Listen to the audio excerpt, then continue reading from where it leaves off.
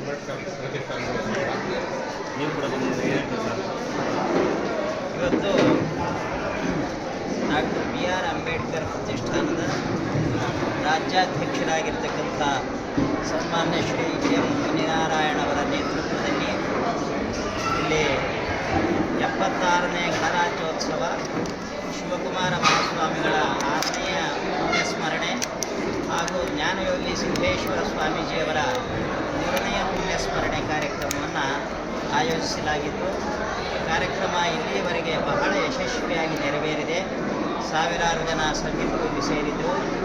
ಈ ಕ್ಷೇತ್ರದ ಮಾಜಿ ಸಂಸದರಾಗಿರ್ತಕ್ಕಂಥ ಸನ್ಮಾನ್ಯ ಶ್ರೀ ಕೆ ಸುರೇಶ್ ಅವರು ಅನೇಕ ಗಣ್ಯ ನಾಯಕರು ಕೂಡ ಈ ಕಾರ್ಯಕ್ರಮದಲ್ಲಿ ಭಾಗವಹಿಸಿದರು. ಈ ಸಂದರ್ಭದಲ್ಲಿ ಗಣರಾಜ್ಯೋತ್ಸವದ ಬಗ್ಗೆ ಹೇಳುವುದಾದರೆ 1949 ನವೆಂಬರ್ 26ನೇ ತಾರೀಕಿನಂದು ಈ ಭಾರತದ ಸಂವಿಧಾನ ಕೇಂದ್ರ ಸರ್ಕಾರದಿಂದ ಅನುಮೋದನೆ ಪಡೆಯಿತು. ಇದಾದ ಬಳಿಕ 2 ತಿಂಗಳ ನಂತರ 1950 ಜನವರಿ 26ನೇ ತಾರೀಕಿನಂದು ಕೇಂದ್ರ ಸರ್ಕಾರದಿಂದ ಭಾರತದ ಸಂವಿಧಾನ ಜಾರಿಗೆ ಬಂತು. ಈ ಜಾರಿಗೆ ಬಂದ ನಂತರ ನಮ್ಮ ದೇಶದ ವಿಭಾಗಗಳನ್ನು ಭಾಷಾವಾರು ಪ್ರಾಂತ್ಯಗಳನ್ನಾಗಿ ರಾಜ್ಯಗಳನ್ನಾಗಿ ವಿಭಾಗ ಮಾಡಿದರು.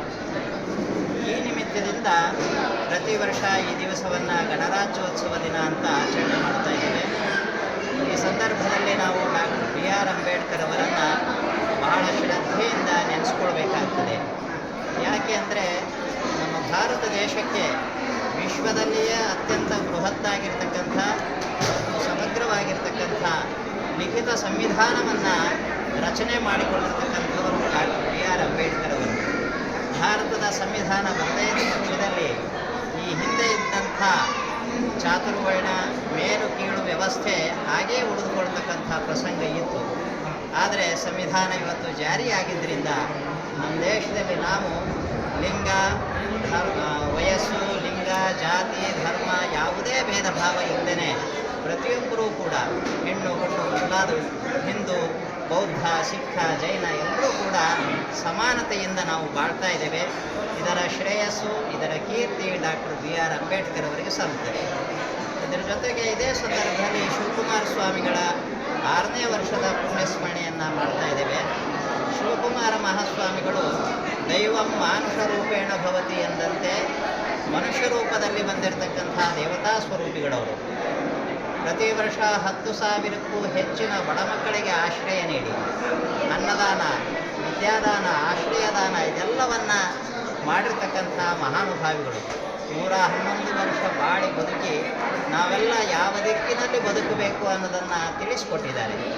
ಇನ್ನು ಸಿದ್ದೇಶ್ವರ ಸ್ವಾಮೀಜಿಗಳಂತೂ ಅವರು ಸನ್ಯಾಸಿಗಳಾಗಿದ್ದರೂ ಕಾವಿ ತೊಡಲಿಲ್ಲ. ಯಾವುದೇ ಲಾಂಛನದಿಂದ ಅವರು ತಮ್ಮ ವ್ಯಕ್ತಿತ್ವವನ್ನು ಪ್ರದರ್ಶನ ಮಾಡಲಿಲ್ಲ. ಅವರ ಆದರ್ಶ ನಡತೆಯಿಂದ, ಅವರ ವಿದ್ಯೆಯಿಂದ ಅವರ ವ್ಯಕ್ತಿತ್ವವನ್ನು ಇಡೀ ವಿಶ್ವದಾದ್ಯಂತ ಬೆಳೆಸ್ಕೊಂಡರು.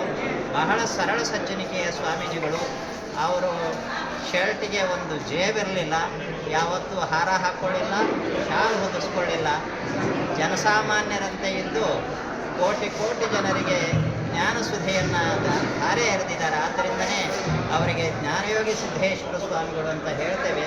ಈ ಸಂದರ್ಭದಲ್ಲಿ ಅವರ 3ನೇ ವರ್ಷದ ಪುಣ್ಯಾರಾಧನೆಯನ್ನು ಕೂಡ ಮಾಡ್ತಾ ಇದ್ದೇವೆ. ಇದು ಸಮಾಜಕ್ಕೆ ಒಂದು ಒಳ್ಳೆಯ ಆದರ್ಶ ಸಂದೇಶವನ್ನು ಕೊಡ್ತದೆ. ಇದರ ಶ್ರೇಯಸ್ಸು ಸನ್ಮಾನ್ಯ ಶ್ರೀ ಎಂ ಮುನಿನಾರಾಯಣರವರಿಗೆ ಸಲ್ಲುತ್ತದೆ ಅಂತ ಈ ಸಂದರ್ಭದಲ್ಲಿ ನಾನು ಹೇಳಬಯಸ್ತೇನೆ. ಸರ್ ಹಂಗೆ ಜೊತೆಗೆ ಕಮ್ಮಿ ಮಾತಾಡೋಣ. ಎಲ್ರಿಗೂ ನಮಸ್ಕಾರ.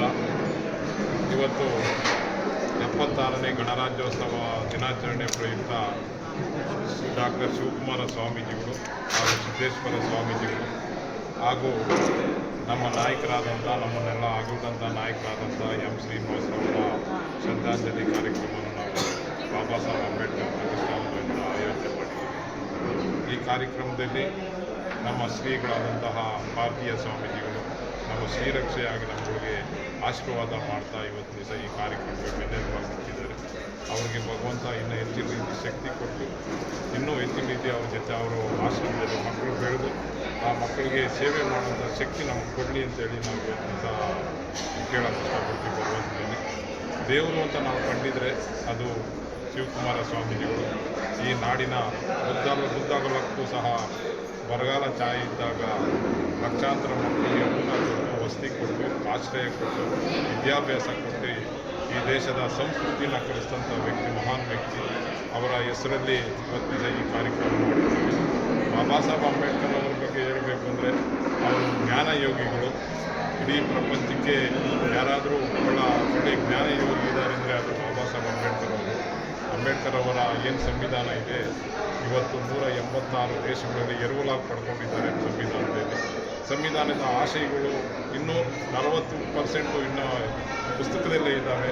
ಅವು ನಿಜವಾಗ್ಲೂ ಸಂವಿಧಾನ ಸಂಪೂರ್ಣವಾಗಿ ಜನಗಳು ಗೊತ್ತಾದಾಗ ಈ ದೇಶದ ಏಕೈಕ ವ್ಯಕ್ತಿ ಅಂದರೆ ಅದು ಬಾಬಾ ಸಾಹೇಬ್ ಅಂಬೇಡ್ಕರ್ ಅವರನ್ನು ಎಲ್ಲ ಜಾತಿ ಜನ ಅರ್ಥ ಮಾಡ್ಕೊಳ್ಬೇಕಂದ್ರೆ ಇನ್ನೂ 40 ಭಾಗ ಸಂವಿಧಾನ ಈಚೆ ಬರಬೇಕು. ಅದು ಬರೋ ಗಂಟನೂ ಸಹ ಬಾಬಾ ಸಾಹೇಬ್ ಅಂಬೇಡ್ಕರ್ ಅವರ ಅನ್ವಯಗಳು ಏನಿದ್ದೀವಿ ನಾವು ಹೋರಾಟ ಮಾಡಲೇಬೇಕಾಗಿದೆ. ಏಕೆಂದರೆ ಕಡೆ ವ್ಯಕ್ತಿಗೆ ಏನಾದರೂ ಅವಕಾಶ ಕಲ್ಪಿಸಬೇಕಂದ್ರೆ ಅದು ಸಂವಿಧಾನದಲ್ಲಿ ಮಿನಹ ಬೇರೆ ರೀತಿ ದಾರಿ ಇಲ್ಲ. ಆದ್ದರಿಂದ ಬಾಬಾ ಸಾಹೇಬ್ ಅಂಬೇಡ್ಕರ್ ಅವರು ಕೊಟ್ಟಂಥ ಸಂವಿಧಾನ ಈ ದೇಶದಲ್ಲಿ ಒಂದು ಗೌರವ ತರುವಂತಹ, ಹೆಮ್ಮೆ ತರುವಂತಹ ಒಂದು ಸಂಗತಿಯಾಗಿದೆ. ಆದ್ದರಿಂದ ಎಲ್ಲ ಜನನೂ ಸಹ ಏನು ಬಾಬಾ ಸಾಹೇಬ್ ಅಂಬೇಡ್ಕರ್ ಅವ್ರ ಬಗ್ಗೆ ಅಭಿಮಾನ ಬೆಳೆಸ್ಕೊಬೇಕು. ಆದರೆ ಬಾಬಾ ಸಾಹೇಬ್ ಅಂಬೇಡ್ಕರ್ ಅವರು ಕೊಟ್ಟಂಥ ಹಾದಿ ನಾವು ನಡಿಬೇಕು. ಸಿದ್ಧಗಂಗಾ ಸ್ವಾಮೀಜಿಗಳು ಏನು ಅನ್ನ ಆಹಾರ ಊಟ ಕೊಟ್ಟು ಜನಗಳು ವಿದ್ಯಾಭ್ಯಾಸ ಕೊಟ್ಟರು, ಅದರಲ್ಲಿ ಸಣ್ಣದಾದರೂ ನಾವು ಸೇವೆ ಮಾಡಬೇಕಂತಂದರೆ ಕರ್ನಾಟಕದಲ್ಲಿ ಹುಟ್ಟಿದಂಥ ಪ್ರತಿ ಒಬ್ಬ ವ್ಯಕ್ತಿಯೂ ಸಹ ಇವತ್ತು ದಿವಸ ಸಿದ್ಧಗಂಗಾ ಸ್ವಾಮೀಜಿಗಳ ಆಶೀರ್ವಾದ ಇವಾಗ ಸಿದ್ಧಗಂಗಾ ಸ್ವಾಮೀಜಿಗಳ ಎಲ್ಲೇ ಕಾರ್ಯಕ್ರಮ ಆದರೂ ಸಹ